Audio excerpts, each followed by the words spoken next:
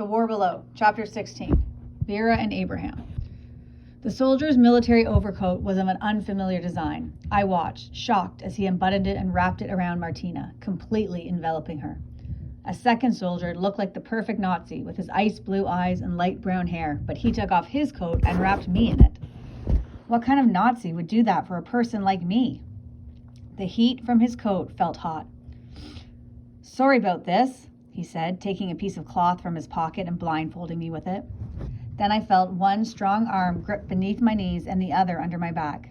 He clutched me close to his chest and walked through the woods on sure feet. I passed out. In my half-awake state, I tried to get my bearings. I was in a narrow bed. Water trickled somewhere close by, and the air smelled stale and moist. My head throbbed. I opened one eye. I was in a dim room with walls of whitewashed wood planks, cramped with 3 cots in addition to mine. The only light came from narrow slits in the ceiling high below. The rest of the ceiling was branches. Across from me lay Martina. A train track of fresh stitches, glistening with blood, ran across her cheek. Her feet, which poked out from under a rough blanket, were wrapped in gauze. "Martina," I whispered, sitting up woozily. "Wake up!" Her eyelids fluttered, but they did not open. The third cot was empty, but in a fourth cot, below Martina's feet, lay a sleeping, Welsh-marked soldier with white blonde hair who looked to be a teenager. One arm was in a cast and his face was much cleaner than his muddy uniform. A thick square of gauze covered much of his neck. Blood seeped through the gauze, slowly making a wet circle. Where were we? A place for Germans to recuperate, obviously. But what would they do to us when they realized we were runaway slave laborers? Just then, a tired-looking woman stepped through the doorway. Her outfit was a combination of Soviet and German military uniforms, but the postoloi on her feet were peasant wear. She knelt beside the German's cot and lifted the gauze at his neck. She was mumbling under her breath in Ukrainian. I felt entirely confused. If I knew for certain which side this woman was working for, I could play along. I could get myself and Martina out of here somehow, but nothing added up or made sense. The woman left the room, but moments later she came back with a tray of medical instruments. I watched as she removed the old dressing from the soldier's neck. A long wound had been stitched, but the middle part was still bleeding. She washed off the blood with antiseptic and dressed it again with a fresh bandage. She cleaned the tray and set it on my cot, then looked at my forehead and spoke in Ukrainian. "It seems that your wound needs dressing as well." My hand shot up to my forehead. On my left temple, just where it throbbed the worst, was a thick wad of gauze. "I'm sorry to say we had to shave off some of your wonderfully wild hair in order to close that gash," said the woman. "Who are you?" I managed to ask. "You may call me Vera. I am a field doctor for the Red Cross." "Where are we?" "This is an underground hospital," she said. I looked up at the slits in the ceiling and suddenly realized why they gave so little light. It wasn't just the branches covering. The slits themselves were as narrow as my pinky finger. All at once I felt like I was being smothered. Vera put her hand on my forearm. "Relax," she said. "It's normal to feel closed in at first." I lay back down on the cot and I stared at the slits of light, trying to breathe slowly, trying not to think about the fact that I was so deep under the ground. "You're lucky to be alive," said Vera as she gently pulled off the old bandage on my brow. "Stefan and Danlo found you just 100 meters from the battle zone. Even if you and your friend had managed to survive your plunge in the creek, you surely would have been shot." Just then, a rhythmic tapping sounded from beyond the room. Vera's eyes went wide. She grabbed a gun and strode out. I sat up. And that's when I realized I was dressed in loose cotton trousers and a shirt, neither of which were mine. My head was still pounding, but I had to see what was going on. I crept over to the doorway and poked my head through. The next area was a long, dark corridor with a series of doorways. An underground stream trickled down a groove in the far wall and escaped through a hole in the corner. How smart was that, I thought, to choose an underground spot because of its built-in water system? Maybe this hospital was close to the creek that Martina and I had nearly drowned in. At one end of the long corridor was a set of steep, long, and dirt stairs leading up a tunnel. A patch of light and a whoosh of winter air streamed from above. As I watched, Vera's heels appeared from the tunnel. She was slowly walking down backwards, her ankles trembling to keep balanced. A moment later, I understood why. Her hands clutched one end of a makeshift stretcher. When she was nearly all the way down the steps, the other end of the stretcher became visible. Gripping the end was the kind-eyed soldier who had rescued Martina. On the stretcher was the brown-haired soldier who had saved me. His face was still.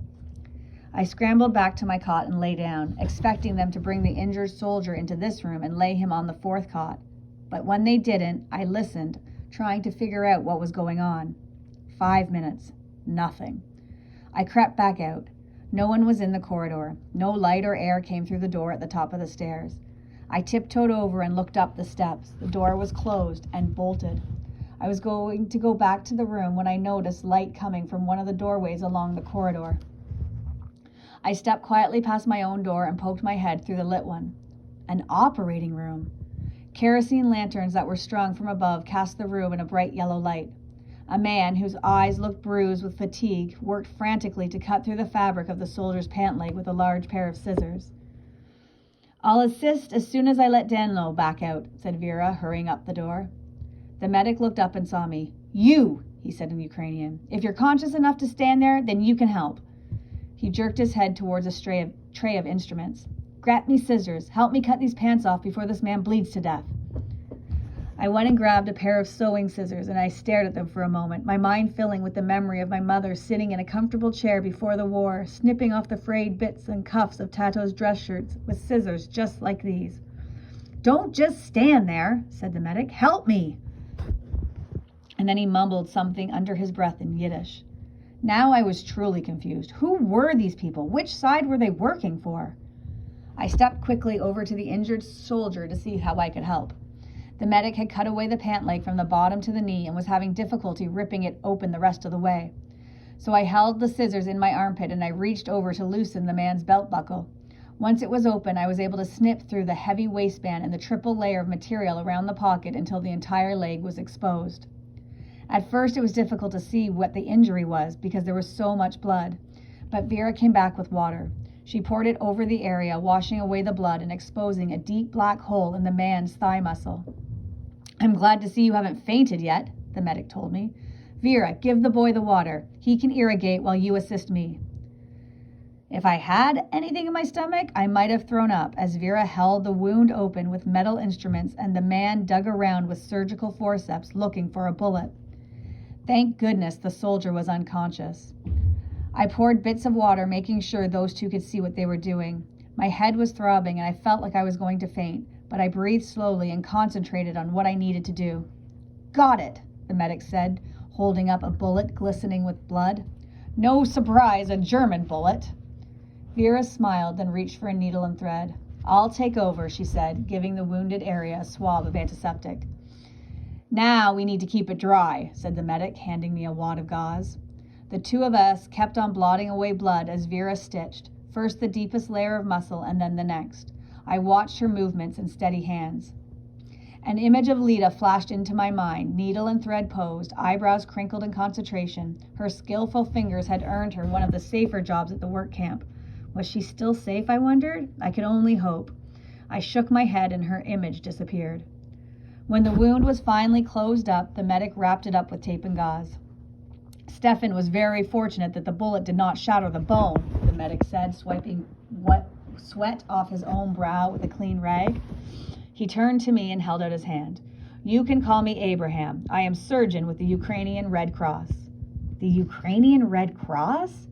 It was separate from the Soviet one and separate from the German one, and I knew that for certain because there was an active chapter in Kiev, both during the occupation, Soviet and Nazi.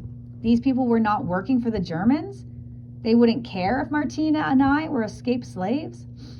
"What should we call you?" asked Abraham. I shook the man's hand firmly. Should I use a made-up name or my own? I told him to call me Luca. "So, you survived the trek through the borderlands, I take it, all the way to the mountains.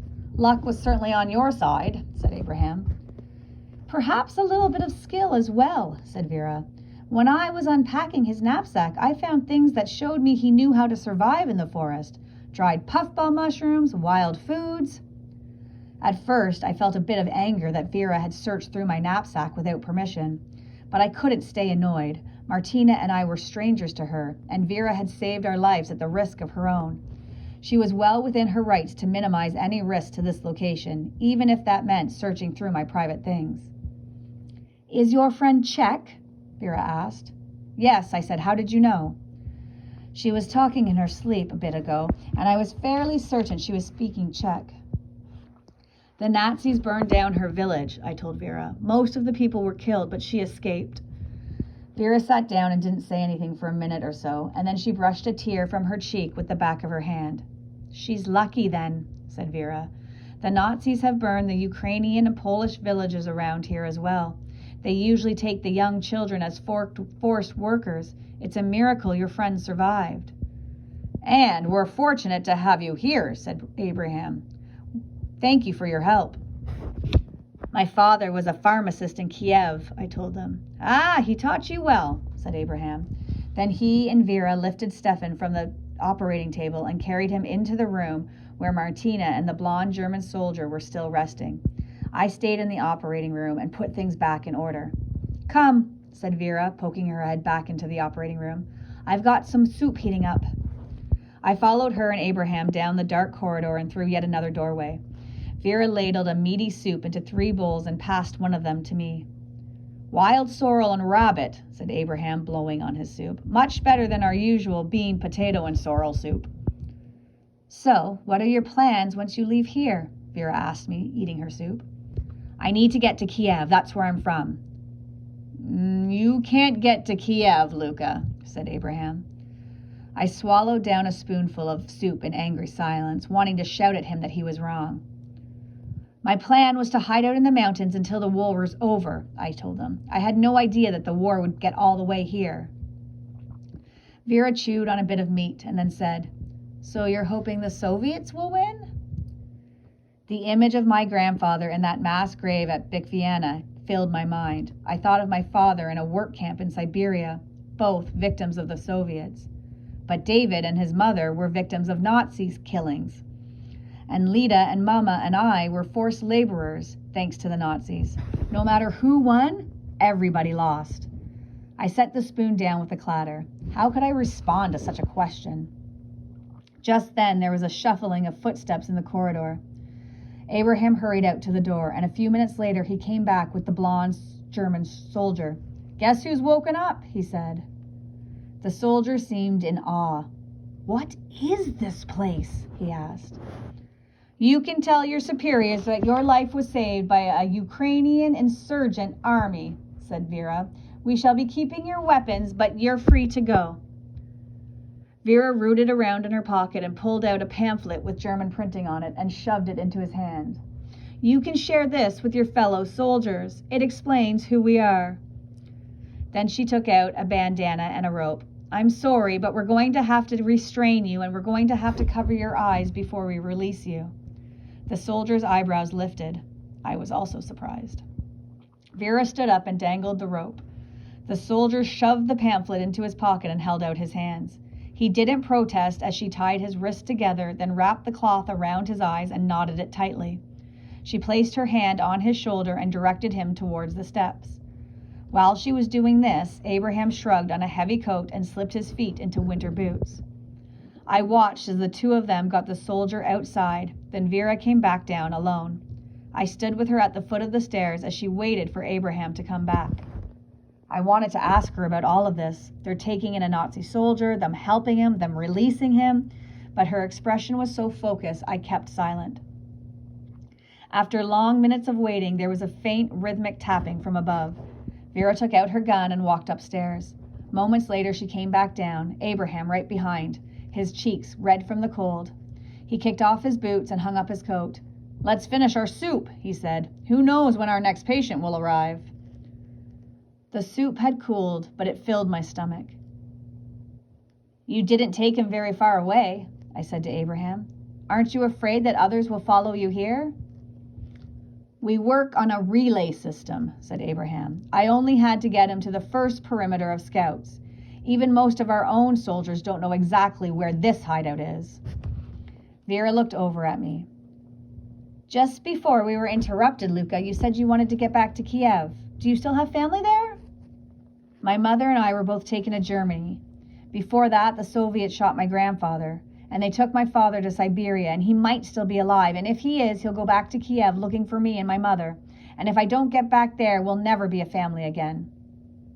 "Well," said Vera, "the Germans were driven out of Kiev a few days ago, but our sources say that the fighting is still very heavy all around there. If you try to go to Kiev, you will likely be killed." "I'm not a coward who runs from danger," I said. I set down my spoon with a clatter. "I've got all the way to here without being caught. I'll sneak into Kiev." Vera did not answer. Instead, she put a large spoonful of soup into her mouth and chewed it thoughtfully. I saw her exchange a glance with Abraham, and after a long moment of silence, she looked at me and said, "I cannot stop you from killing yourself, but if you truly want to see your father someday, you cannot get to Kiev right now." "And your father is not in Kiev, Luka," said Abraham. "Do you really think Stalin would let prisoners out of Siberia in the middle of the war and send them home? Think with your brain, boy. Don't think with your heart." My fist clenched at his words. Was he calling me stupid? I took a deep breath and I let it out slowly, trying to calm myself. I had been thinking clearly, hadn't I? In my heart, I knew Tato was still alive. My brain knew it too. I had to get to him. We had to be a family again. We had been separated too long as it was. Family. All at once, an overwhelming sadness washed over me. And as much as I hated to admit it, what Vera and Abraham had said was true. All this time, I had placed my hopes on getting away from the war, getting to Kiev, finding my father. But how could I deny the facts that were right in front of me? And now I had to admit that it was impossible to walk away from a war so huge. Getting to Tato would have to wait. Again. I felt lost. Reaching my father looked impossible right now. I held my head in my hands. This was too much to all take in. "What am I supposed to do then?" I said to Abraham and Vera. "I'm not going to give up." "No one is suggesting you give up, Luka," said Vera. "You just have to wait until the time is right." I felt like a complete failure, powerless to help the people I loved. I hadn't stopped David from being killed, and I had left Lita at the camp, even if she had wanted me to escape. I should have stayed so I could protect her. I hadn't rescued my mother, and now I couldn't get back to my father. I raised my head from my hands and looked at Vera. Her eyes were shadowed with fatigue, and there was a line of worry on each side of her mouth.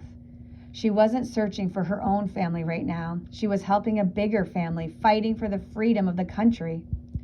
I looked at Abraham.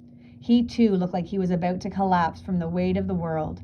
Yet the two of them kept on fighting for freedom, for all the people who were being killed by the Soviets and the Nazis. I knew I couldn't get to my father right now, that I couldn't help Lita or my mother, but I could fight for freedom. "I want to join your underground army," I said. Abraham and Vera were silent, but as I watched them, I felt like they were having a conversation with their eyes. Abraham nodded slightly, and then Vera said, "You need to get some rest."